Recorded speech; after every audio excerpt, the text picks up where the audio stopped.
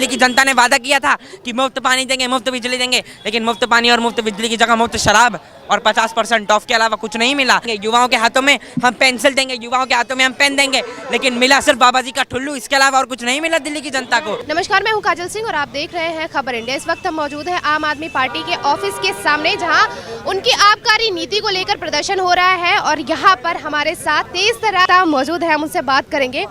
जिस तरह से केजरीवाल जी कह रहे हैं कि बीजेपी जो है वो वीर सावरकर की औलाद है और हम भगत सिंह के औलाद है और इसीलिए हम डटकर सामना करते हैं, हम डरते नहीं हैं। देखिए, अरविंद केजरीवाल जी किसकी औलाद है और किस पे नहीं, अगर इस पे आएंगे तो एक रामायण बन जाएगी। और दूसरी बात, अगर आप भगत सिंह के नक्शे पर चलते ना तो कश्मीरी हिंदुओं के नरसंहार का मजाक नहीं उड़ाते। और दूसरी बात, अगर अरविंद केजरीवाल जी इतने ही अच्छे थे तो वो ईडी से भाग क्यों रहे हैं? ईडी माना केंद्र सरकार के अंडर आती है, लेकिन मान लीजिए दीदी कि मैंने चोरी करी है और आप मेरे पीछे लगी हुई हैं, मेरी जेब में आपके 10 रुपये पड़े हुए हैं, अब आपके 10 रुपये मेरी जेब में हैं, मैंने चुराए हैं, मैं भाग रहा हूं, आपने पकड़ लिया। और अगर ये मान लीजिए कि आप मेरे ऊपर झूठा इल्ज़ाम लगा रही हैं तो मेरे को पूरा विश्वास है कि वो पैसे मेरी जेब के अंदर हैं ही नहीं, तो मैं भागूंगा क्यों? बस यही फ़र्क है अरविंद केजरीवाल जी में कि जब मेरे पास पैसे हैं ही नहीं तो वो भाग क्यों रहे हैं। और अगर मनीष सिसोदिया और सत्येंद्र जैन सच में ईमानदार हैं तो ईडी से डरना क्या है का। और वही चीज़ है ना कि जब प्यार किया तो डरना क्या, वही ख्याल है कि जब ईडी से ने कुछ किया ही नहीं तो ईडी से डरना क्या, वही चीज़ है। और देखिए, अरविंद केजरीवाल जी दिल्ली को किस तरीके से नाश की ओर लेके जा रहे हैं ना, वो तो अपने आप में बता रहा है। पहले उन्होंने दिल्ली को किस तरीके से आबकारी नीति की वजह से भ्रष्टता में लीन कर दिया, हर जगह हर वार्ड में 3 ठेके खोलकर दिल्ली में 850 ठेके खोल दिए। अब 850 ठेके खोलने के बाद एक ठेके पर आपने 4000 से ज़्यादा लाइसेंस आवंटित कर दिए और इन 4000 से ज़्यादा लाइसेंस आवंटित करने के बाद आपने दिल्ली की जनता को नशेड़ी गंजेड़ी और युवाओं के हाथों में क्या बोलने की बात करी थी, किताब देंगे, युवाओं के हाथों में हम पेंसिल देंगे, युवाओं के हाथों में हम पेन देंगे, लेकिन मिला सिर्फ बाबा जी का ठुल्लू, इसके अलावा और कुछ नहीं मिला दिल्ली की जनता को। दिल्ली की जनता ने वादा किया था कि मुफ्त पानी देंगे, मुफ्त बिजली देंगे, लेकिन मुफ्त पानी और मुफ्त बिजली की जगह मुफ्त शराब और 50% ऑफ के अलावा कुछ नहीं मिला। मेरे खुद के बिजली का बिल 4000-5000 के ऊपर आता है, जबकि चलता मुश्किल से एसी कुछ ही घंटे है, उसके बाद भी इतना बिल आ जाता है। आप साफ पानी की बात करते हैं, साफ पानी पश्चिमी दिल्ली लोकसभा, जिस दिल्ली में मैं रहता हूँ पश्चिमी दिल्ली में, वहाँ पानी का हाल ऐसे है जैसे कीड़े मकोड़े पानी के अंदर तैर रहे होते हैं, वो हाल है वहाँ पे पानी का।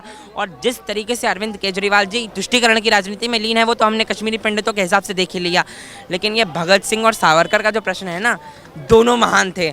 भगत सिंह जी ने देश के लिए काम किया, सावरकर जी ने भी देश के लिए काम किया, लेकिन बस फ़र्क यही है कि सावरकर जी ने हिंदुत्व को आगे बढ़ाया और भगत सिंह जी ने राष्ट्र को आगे बढ़ाया। राष्ट्र से बड़ा कोई धर्म नहीं होता। लेकिन अरविंद केजरीवाल जी ने तो पुलवामा के हमलों पर सवाल उठा दिया था, तो वो कैसे राष्ट्र प्रेमी हो गए? पहले मुझे इसका भी उत्तर दीजिए। अगर आप इतने ही ज़्यादा राष्ट्र प्रेमी होते तो ना आप अग्निपथ का विरोध करते, ना पुलवामा का विरोध करते, ना आप ये जो उड़ी में हमला हुआ था उसका समर्थन करते। ये तो आपने किया ना, हमने तो नहीं किया, भारतीय जनता पार्टी ने। और देखिए, भारतीय जनता पार्टी विकास की पार्टी है, वो अरविंद केजरीवाल की जगह नशेड़ी गंजेड़ी और युवाओं को हाथों में बोतल थमाने की पार्टी नहीं है। भारतीय जनता पार्टी देवों के हाथ में महादेव की तरह चलती है और भारतीय जनता पार्टी महादेव की आराधना करती है। कि किसी 2 कौड़ी के इंसानों के लिए वो कश्मीरी हिंदुओं के नरसंहार का समर्थन नहीं करती है। लेकिन देखिए, केजरीवाल जी ये कह रहे हैं कि वीर सावरकर जी जो है अंग्रेजों से डर गए थे और सेम वही पैटर्न अपना रही है बीजेपी। अगर वीर सावरकर जी अंग्रेजों से डर गए होते ना तो वो ना काला पानी के जेल में जाते और ना काला पानी के जेल में रहकर वो इतनी ज़्यादा आवंटित करते, और ना काला पानी के जेल में रहकर अरविंद केजरीवाल जी मुझे 2 दिन दिखाते, 2 दिन का 2 घंटे दिखाते, मैं भी मान जाऊंगा कि वो भी आज़ादी के लिए महान शूरवीर हैं। लेकिन वही बात है ना कि बात कहने की होती है, बोलने की नहीं। कहने में दम हो सकता है, कहने को तो मैं बोल दूंगा कि मैं चंद्रमा को धरती पर ला सकता हूँ, लेकिन वो बात प्रैक्टिकली पॉसिबल नहीं है। वही बात है अरविंद केजरीवाल जी की। सावरकर जी ने भी देश के लिए किया, तभी शायद अंग्रेज़ों की नाक में दम हुआ, इसीलिए उन्होंने काला पानी की जेल में भेजा। और भगत सिंह जी तो वो महान पुरुष थे जिन्होंने 23 साल की उम्र में देश को आज़ाद करने के लिए अपना बलिदान घोषित कर दिया था। और अरविंद केजरीवाल जी तो वो हैं जिन्होंने पुलवामा पर सवाल उठाकर देश के 40 जो जवान शहीद हुए उनकी आगना में जनता झोंक दिया। लेकिन देखिए, केजरीवाल जी ये भी कह रहे हैं कि जो है बीजेपी मनीष सिसोदिया को गिरफ्तार करना चाहती है। मनीष सिसोदिया जी कह रहे हैं कि बीजेपी केजरीवाल को गिरफ्तार करना चाहती है। आखिर ये चल क्या रहा है? कौन किसको गिरफ्तार करना चाहता है? देखिए, सीबीआई और ईडी दोनों स्वतंत्र हैं। संविधान के हिसाब से माना वो केंद्र सरकार के अंडर में आते हैं, लेकिन वैसे वो संवैधानिक तौर पर जितनी भी एजेंसियां हैं वो स्पष्ट काम करती हैं और संवैधानिक तौर पर उन पर कोई दबदबा नहीं है। दूसरी बात, अरविंद केजरीवाल जी अगर इतने ही पढ़े लिखे हैं, उन्होंने इतनी सारी डिग्रियां ले रखी हैं, तो टैक्स के हिसाब से उन्हें भी पता होना चाहिए कि किसको क्या करना चाहिए और क्या नहीं। दूसरी बात, अरविंद केजरीवाल जी अगर आपने कुछ किया नहीं, आपके मंत्रियों ने कुछ किया नहीं, तो आपको डरना क्या? क्यों हाई कोर्ट ने सत्येंद्र जैन को 15 दिन की रिमांड पर भेज दिया, ये भी तो बड़ा सवाल होता है।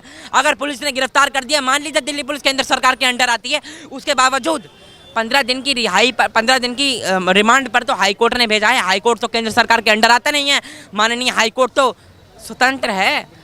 तो फिर जब हाई कोर्ट स्वतंत्र है, उन्होंने ये अपनाई ली, तो फिर ये चीज़ का डरना क्या? और दूसरी बात, अगर आपने कुछ नहीं किया तो फिर डरना किस चीज़ का? और अगर आपने आबकारी नीति वापस नहीं ली, तो अभी तो गवर्नर ने जांच के आदेश दिए हैं, आगे माननीय राज्यपाल शायद इसको कैंसिल भी कर देंगे और आपके मुंह पर तमाचा मारेंगे।